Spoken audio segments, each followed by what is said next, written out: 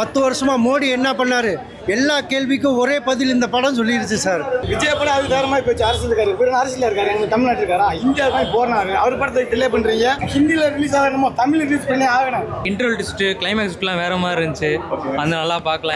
4 மணி நேரம் போன டைமே தெரில. இந்த டேரக்டரோட முன்னாடி படம் உருவித சர்ஜிக்கல் ஸ்ட்ரைக் அதெல்லாம் பார்த்தீங்கனாலே டீட்டெயிலிங் நிறையா இருக்கும். இந்த படத்தில் ஃபர்ஸ்ட் பார்ட்லேயே பார்த்தீங்கன்னா கூட அந்த டீட்டெயிலிங் வந்து சூப்பராக இருக்கும். எப்படி இந்த அந்த நியூஸை வச்சு கனெக்ட் பண்ணி ஒரு டீட்டெயிலிங் பண்ணியிருப்பாரு. கவர்மெண்ட் வந்து மோடி கவர்மெண்ட் ஏன் வந்தது, என்னென்ன பண்ணாங்கன்னு ரொம்ப அழகாக எடுத்திருக்காங்க. ஒவ்வொரு இந்தியனும் பார்க்கக்கூடிய ஒரு பெர்ஃபெக்ட் மூவி. வயலன்ஸ் அதிகமாக இருந்தாலும் அது நியாயத்துக்காக தானே இருக்கு. ஜனநாயகன் வந்துட்டு வரக்கூடாதுன்னு சொல்லிட்டு படம் பண்ணியிருக்காங்க. இப்போ வந்து படம் வந்துட்டு என்ன கதை ஏது கதைன்னு யாருக்குமே தெரியாது. அதை மட்டும் தடை பண்ணி வச்சிருக்காங்க. இப்போ அரசியல் வந்துட்டு விஜய் தடுக்கிறீங்கன்னா அப்புறம் ஏன் மோடி படம் மட்டும் வருது நான் கேட்குறேன். வணக்கம், இது உங்கள் குரு டாக்கீஸ்லேருந்து. துரந்தர் ஹிந்தி படம் பார்த்துட்டு தமிழ் எப்போ வரும் வெயிட் பண்ணவங்களுக்கு இன்னைக்கு சாட்டர்டே வந்து தமிழ் படம் ரிலீஸ் ஆயிருச்சு. வெறி கொண்டு வெயிட் பண்ணி ஹவுஸ்ஃபுல்லாக படம் பார்த்துட்டு வெளியே வர்றவங்க எப்படி வந்து விமர்சனம் பண்ணுறாங்கன்னு வாங்க அவங்களோட கருத்தை கேட்கலாம். அதுக்கு முன்னாடி நம்ம சேனலை சப்ஸ்கிரைப் பண்ணுங்க, லைக் பண்ணுங்க. முக்கியமாக கமெண்ட்ல லைக் பண்ணிட்டு கீழே ஹைக்னு ஒரு ஆப்ஷன் வரும், அதை ஹைக் பட்டன் பண்ணுங்க, சப்போர்ட் பண்ணுங்க.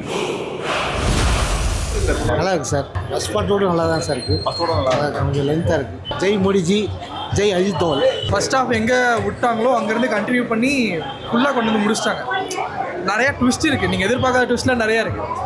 அந்த ட்விஸ்ட்டு நீங்கள் சீரியஸாக எக்ஸ்பெக்ட் பண்ணல. நிறையா ட்விஸ்ட் இருக்குது, நீங்கள் வந்து பாருங்கள். ஆனால் மாசாக இருந்துச்சு. ஃபர்ஸ்ட் பார்ட் அளவுக்கு இல்லை, ஆனால் இது மாசாக இருக்குது. இதில் ஒரு எண்டிங் இருக்குது. இதில் ஒரு எண்டிங் இருக்கு. ஃபர்ஸ்ட் பார்ட்டில் நிறைய நீங்கள் அந்த விட்டு போன டிஸ்கனெக்ஷன்ஸ்லாம் இதில் கனெக்ட் பண்ணி வச்சுருப்பாங்க. வெளியே வரப்போ ஒரு கிளாரிட்டி கிடைக்கும். ஃபர்ஸ்ட் பார்ட்டோட செகண்ட் பார்ட்டு தான் ரொம்ப அழகாக இருக்குது. ஃபர்ஸ்ட் பார்ட் வந்து நிறைய பேருக்கு புரியாது. செகண்ட் பார்ட் வந்து ரொம்ப அழகாக எடுத்திருக்காங்க. இந்தியாவில் வந்து இது வந்து ஒரு வெரி பிக் மூவி. கவர்மெண்ட் வந்து மோடி கவர்மெண்ட் ஏன் வந்தது, என்னென்ன பண்ணாங்கன்னு ரொம்ப அழகாக எடுத்திருக்காங்க. ஒவ்வொரு இந்தியனும் பார்க்கக்கூடிய ஒரு பெர்ஃபெக்ட் மூவி. ஃபர்ஸ்ட் பார்ட்டு பார்த்தாங்கனாலும் இது ரொம்ப சுவாரஸ்யமாக இருக்கும். ஃபர்ஸ்ட் பார்ட் பார்க்கலைனாலும் இது புரியும். பட் ஃபர்ஸ்ட் பார்ட் பார்த்துட்டு இது பார்த்தாங்கன்னா இன்னும் பெர்ஃபெக்டாக இருக்கும். But it's a very perfect Indian movie. Interval twist கிளைமேக்ஸ்லாம் வேற மாதிரி இருந்துச்சு. அந்த நல்லா பார்க்கல. 4 மணி நேரம் போன டைமே தெரில. நல்லா என்ஜாய் பண்ணலாம் லீவுக்கு. பார்த்தா நம்ம என்ன ஒரு ரியல் ஸ்டோரி மாதிரி இருந்துச்சு. நல்லா இருந்துச்சு. இது ஒரிஜினல் கதைனால சொல்லியிருக்காங்க. இது தெரிஞ்சுக்கணும் மக்கள் அப்படின்ற காண்டி எடுத்திருக்காங்க.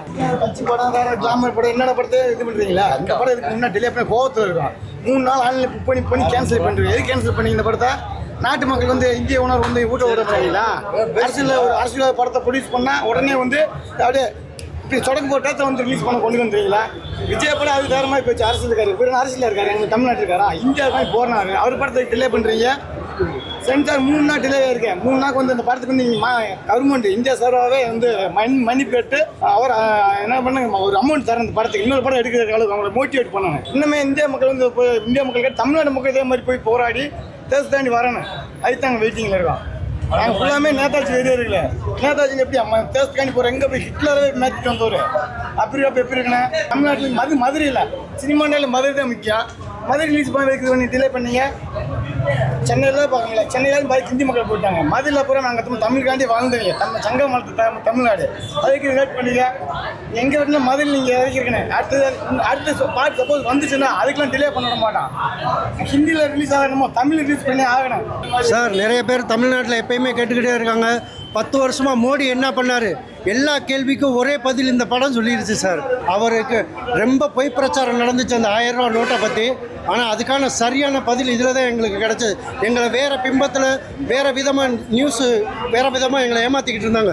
உண்மையான பதில் இந்த படத்தில் சொல்லிட்டாங்க. அதாவது மோடியை பற்றி தப்பாக நினைக்கிறவங்களுக்குலாம் இது ஒரு எடுத்துக்காட்டாக இருக்கும். ரொம்ப நல்லா இருந்துச்சு. புரியாதவங்களுக்கும் புரியும். வயலன்ஸ் அதிகமாக இருந்தாலும் அது நியாயத்துக்காக தானே இருக்குது. அதனால எனக்கு பிடிச்சிருக்கு. அவன்கிட்ட கேளுங்க, அவன் தான் ரொம்ப பிடிச்சவங்கவா. இவன் தான் எங்களை கூட்டிகிட்டு வந்ததே. நல்லா இருக்கு. அவரோட ஆக்டிங் ரொம்ப பிடிச்சிருக்கு. ரொம்ப அப்படி தத்ரூபமாக நடிச்சிருக்காரு. நல்லா இருந்துச்சு பிரதர். ஸ்க்ரீன் பிளே என்கேஜிங்காக இருந்துச்சு. 4 hours போன டைமே தெரில. தமிழ் டப்பிங் கேவலமாக தான் இருந்துச்சு. அது எப்படி இருந்துச்சு? அதுக்கு இதுக்கு எதுவும் டிஃபர் பண்ணிக்காங்க? ஆமாம், வாய்ஸ் நடுவில் மிஸ் மேட்ச் ஆகிட்டே இருந்தது. அதனால 40-35 ஆமாம், வாய்ஸும் மிஸ் மேட்ச் ஆச்சு, டைலாக்ஸும் மிஸ் மேட்ச் ஆச்சு, வாய்ஸும் நடுவில் சேஞ்ச் பண்ணிட்டே இருந்தாங்க. அதனால லேக்லாம் இல்லை, நல்லா தான் இருந்தது. ஃபர்ஸ்ட் பார்ட்டும் நல்லா இருக்கு, கண்டினியூஸாக நல்லா இருக்கு. லேக்லாம் போச்சு. 4 hours படம் நல்லா வயலன்ஸ் வந்து ஜாஸ்தியாக இருக்குன்னாங்க. ஆமாம், ரொம்ப ராவாக தான் இருக்குது. குழந்தைங்கலாம் பார்த்தா லைட்டாக இது படமாக பார்த்தா ஓகே. ஏதோ ஐடியா பயாலஜியெல்லாம் பார்க்கலாம். ஃபர்ஸ்ட் பார்ட்டில் விட இது நல்லா இருந்துச்சு ப்ரோ. ஆக்சுவலாக இங்கே டீட்டெயிலிங்னா கொஞ்சம் நல்லா இருந்துச்சு.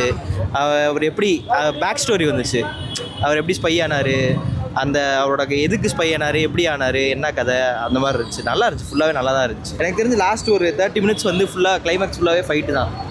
நல்லா இருந்துச்சு. அதுக்கப்புறம் எப்படி எஸ்கேப் ஆகிறாங்க, பிடிச்சிருவாங்கல்ல கிளைமேக்ஸில் வந்து இவரை வந்து கேப்சர் பண்ணிடுவாங்க.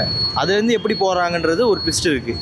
சும்மா வந்து ஒரு ஸ்பை வந்து இப்போ பாகிஸ்தான் வந்து நமக்கு எதிராக என்னென்ன பண்ணுறாங்க, பாகிஸ்தான்னு கிடையாது, அங்கே இருக்க இந்த லக்ஷரி தாய்பா, முகமது இதெல்லாம் வந்து இந்த டெரரிஸ்ட் ஆர்கனைசேஷன்ஸ்லாம் வந்துட்டு இந்தியாவுக்கு எதிராக என்ன பண்ணுறாங்க, அவங்களோட மென்டாலிட்டி எப்படி இருக்கும், ஏன் வந்து இந்தியன்ஸை வந்து இவங்க இவ்வளோ வெறுக்கிறாங்க அப்படின்ற மாதிரி மென்டாலிட்டி, அந்த டெரரிஸ்டோட மென்டாலிட்டி என்ன, இவங்கெல்லாம் எதுக்காண்டி இதெல்லாம் பண்ணுறாங்க, அந்த மாதிரி இப்படி சொல்லிட்டீங்கன்னா அப்புறம் ஸ்பாய்லர் போடுறேன்றவாங்க நீங்கள் வேறு. இந்த டேரக்டரோட முன்னாடி போகிற உரி தி சர்ஜிக்கல் ஸ்ட்ரைக் அதெல்லாம் பார்த்தீங்கனாலே டீட்டெயிலிங் நிறையா இருக்கும்.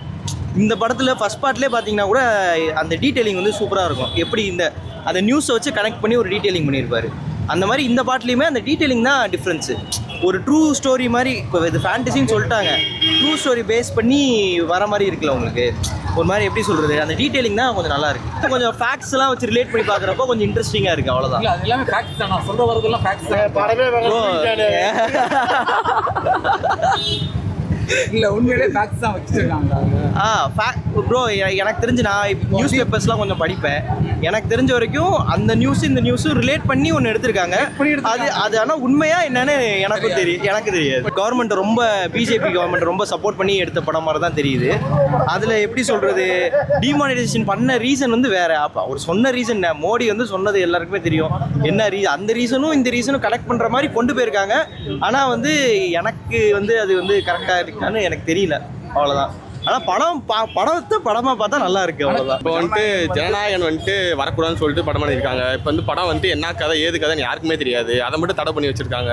இப்போ வந்து இதை பார்த்தீங்கன்னா என்டிஏ கூட்டணியில் வந்து பிஜேபி அதை மட்டும் தான் ஃபுல்லாக படம் இருக்குது. அதை மட்டும் எப்படி இவங்க வெளியே விட்டாங்கன்னு எனக்கு தெரியவே இல்லை. இதெல்லாம் வந்துட்டு அவங்களுக்கு சென்சாருக்கு கண்ணு தெரியாதா என்னன்னு எனக்கு தெரியல.